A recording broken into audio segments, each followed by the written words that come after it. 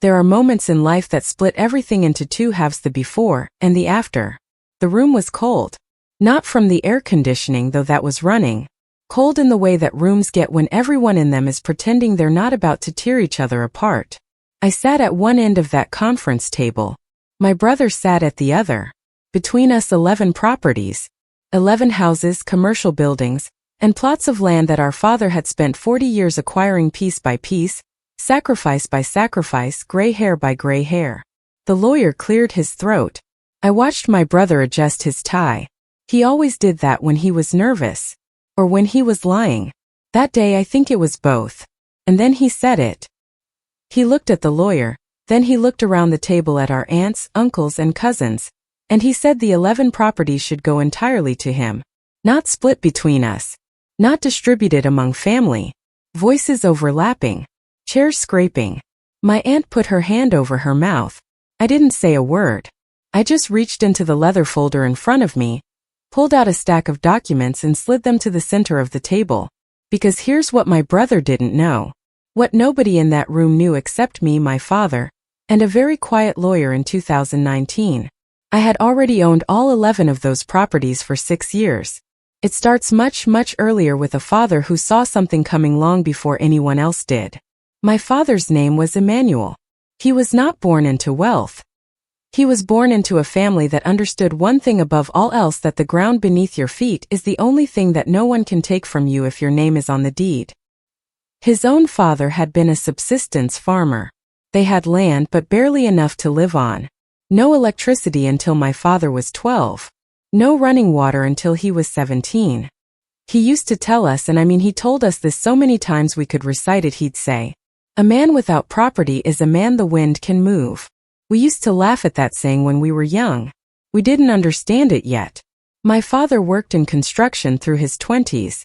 Not as an executive. Not as an engineer. He mixed cement. He carried blocks. He laid foundations under a scorching sun. But Emmanuel was observant in a way that most people aren't.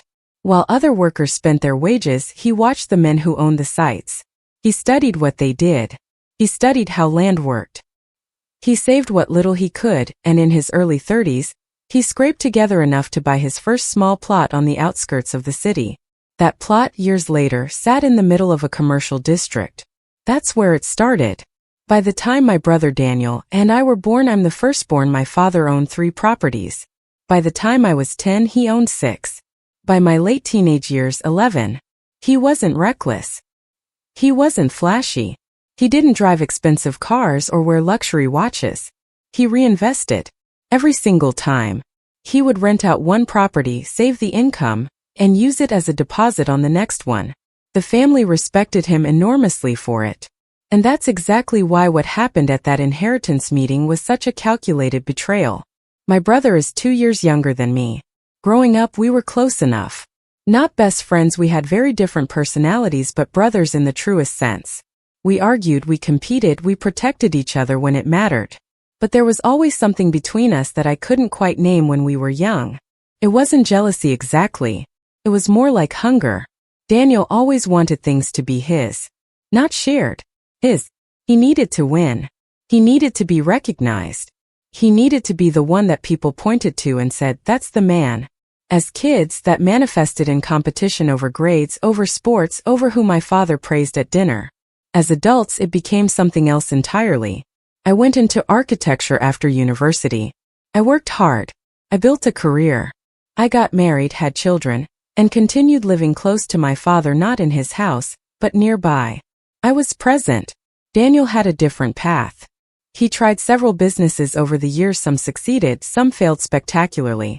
He moved frequently. There were periods when he barely called home. When he did call, it was often with a financial problem attached. My father helped him. Every single time. Because that is what Emmanuel did. But I watched. And I noticed something.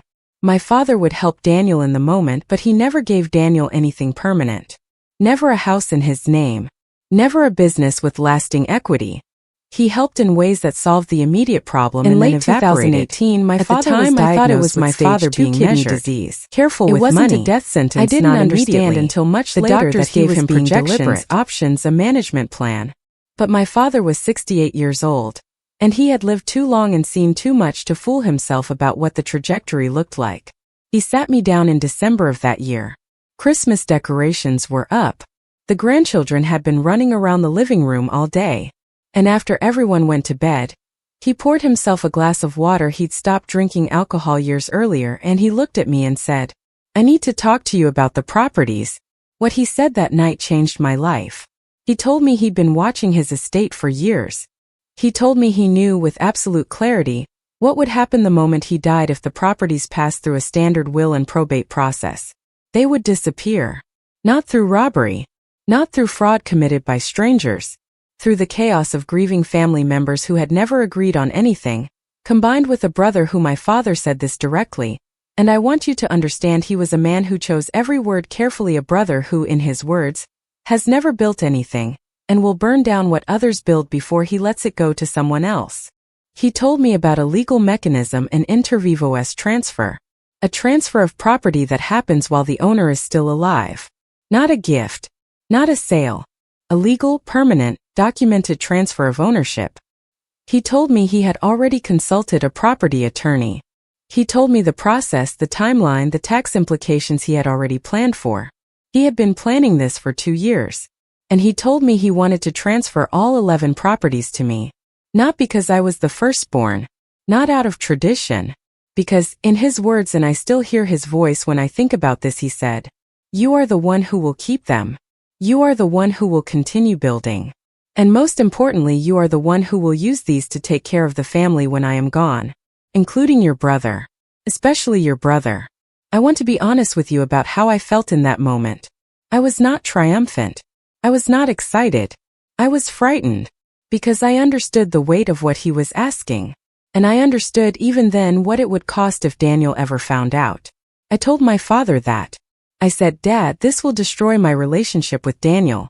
And my father looked at me with the steadiest eyes I have ever seen and said, "Your relationship with Daniel is already something you are managing, not something you are building. This is about the next 40 years. Not the next 4 months." The legal process began in January 2019. I will not bore you with every procedural detail, but I want you to understand that this was not a rushed, secretive handshake in the dark. This was thorough. This was legitimate. A property attorney was retained, not a family friend. A professional. An independent valuation was done on all 11 properties. Tax obligations were calculated and paid. Each property was transferred individually, documented separately, and registered with the appropriate government authorities. By April of 2019, all 11 properties were legally in my name. My father retained his rights to live in and manage the properties for his lifetime, a condition called a life estate or usufruct, depending on jurisdiction. He would remain the operational steward. The tenants would still pay rent to his accounts. Nothing in the visible world changed. But legally, on paper, they were mine. Me, my father, and the attorney. My father made a point, and I mean he made this point multiple times, including in a signed letter that was kept with the documents, that the transfers were his free and considered decision, made without pressure, made in full mental capacity, and witnessed and notarized accordingly. He was not a sick man being manipulated. He was a sharp man doing exactly what sharp men do. He was protecting the thing he'd built. 2019 passed. 2020 came and went. We all know what 2020 was. My father's health fluctuated. He had good seasons and harder ones. Daniel came home for holidays and didn't notice or didn't care to notice anything different about the family dynamic. My father and I never discussed the transfers at family gatherings.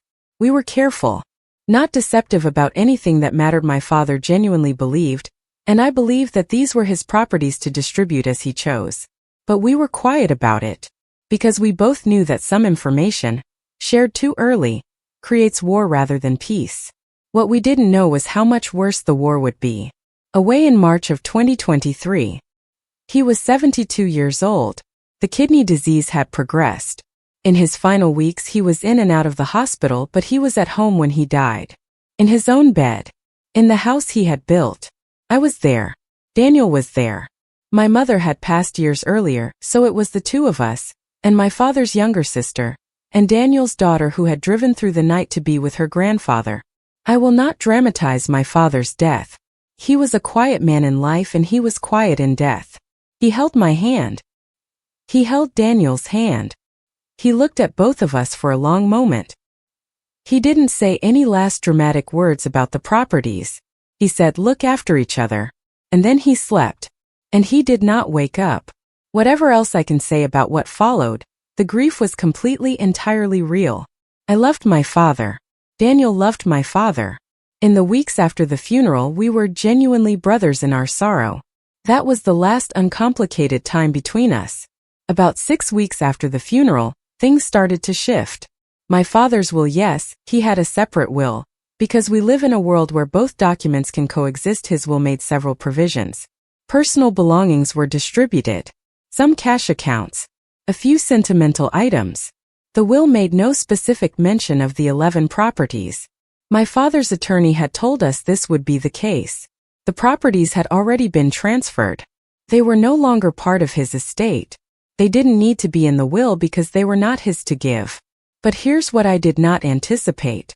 I did not anticipate that Daniel had hired his own attorney before the body was even in the ground. His tone was different. The first sign was a phone call like he was reading Daniel from a script. About 8 weeks after the funeral, he said he had been reviewing father's estate with an attorney and had some concerns about the property portfolio. He said he felt the properties had been mismanaged in father's final years, and that there may need to be a formal accounting. I asked him what he meant by formal accounting. He said he'd prefer to discuss it at a family meeting with all relevant parties present. That phrase, all relevant parties, told me everything. This was no longer my brother calling to talk about our father's legacy. This was the opening move of a legal strategy. I called my attorney that same afternoon. She had been expecting this. She told me she had actually been surprised it took 8 weeks. She said in her experience with estate matters, when a sibling engages private counsel that quickly after a death, there is usually a claim already being drafted. She was right. 3 weeks later, 5 months after my father's death, I received a formal legal letter. In it, Daniel, through his attorney, made the claim that the 2019 property transfers were invalid. His arguments were layered, but they boiled down to 3 things. First, that my father had been in declining health at the time of the transfers and lacked full mental capacity. Second, that I had exercised undue influence over my father to obtain the transfers. Third, and this one was truly audacious, that as the only surviving male heir, he had a traditional and legal claim to the family's real property under customary law. I read that letter 3 times. The third time, I was almost impressed by the construction of it. Daniel had found an attorney who knew exactly which buttons to press. Capacity claims are hard to disprove when the person in question is dead. Undue influence is subjective and difficult to refute without extensive evidence. And the customary law argument, depending on jurisdiction, can actually carry real weight in certain courts. He had done his homework. But so had my father. Daniel's attorney had requested what they called a family estate resolution meeting, framed as an informal gathering to discuss the estate before any formal legal proceedings. My attorney advised me to attend. Let them show their hand completely, she told me. And don't say a word about the transfers until the moment is right. I remember thinking that advice was wise, but that I had no idea how hard it would be to follow. The meeting was held at a neutral location, a conference facility at a hotel in the city center. Around that table sat Daniel, his attorney, Daniel's wife, 2 of my uncles, my father's brothers, my father's younger sister, Aunt Cecilia, who had been present at his death, my cousin Marcus, who was present for reasons I still don't fully understand, my own attorney, and me. The atmosphere was, I have been in difficult rooms in my professional life. I have been in rooms where deals collapsed, where partnerships dissolved, where contracts were disputed. None of them felt like this. Because in those rooms the stakes were business. In this room the stakes were family. And that is a different kind of heavy. And then Daniel spoke. And I want to give you his words as accurately as I can, because I have replayed them in my mind hundreds of times. He said, "Dad worked his whole life to build something for this family. All of us in this room are his legacy. Those 11 properties are the symbol of everything he sacrificed. And I believe with everything I am, that he intended for them to be kept within the family estate, managed collectively, benefiting all of us. Not transferred in secret to one person 6 years ago. Then he paused, and he looked directly at me, and he said, I am formally stating that I believe I am the rightful primary heir to my father's property estate. I am asking this family to recognize that claim before we go further. Then my uncle, my father's older brother, said, That seems reasonable. Why shouldn't it be discussed? My Aunt Cecilia said nothing. She was looking at me. Daniel's wife reached over and touched his arm. A supportive gesture. Prepared. Rehearsed. And Mr. Ford said, We would ask that the properties be frozen pending a formal review of the 2019 transfers and a fresh determination of the rightful estate. Frozen. My properties. Frozen. I felt my jaw tighten. My attorney. Daniel looked around the room at the family members. He was building consensus in real time, watching faces, gauging reactions, measuring his support. And I realized watching him do it that he was good at this. He had been planning this longer than I knew. He hadn't just hired a lawyer in the aftermath of our father's death. He had been working the family for weeks. The calls he had made to our uncles. The conversations at the funeral I had been too grief-stricken to fully register. He had done the groundwork. And now he was standing on it. He said one final thing before looking back at Mr. Ford. He said, I don't want a war. I want what's right. Dad's properties, all 11 of them, should come back to the family estate. And I'm prepared to pursue that through every legal channel available to ensure it happens. I looked at my attorney. She gave the smallest nod. I looked at Daniel. I looked at Mr. Ford. I looked at my uncles, at Aunt Cecilia, at Daniel's wife. And then I reached into the leather folder in front of me, the one that had been sitting there, untouched, since I arrived, and I withdrew the documents. I slid them to the center of the table. Not dramatically. Not with anger. Calmly. Because my father had spent his entire life working calmly toward things other people thought were impossible. The least I could do was honor that.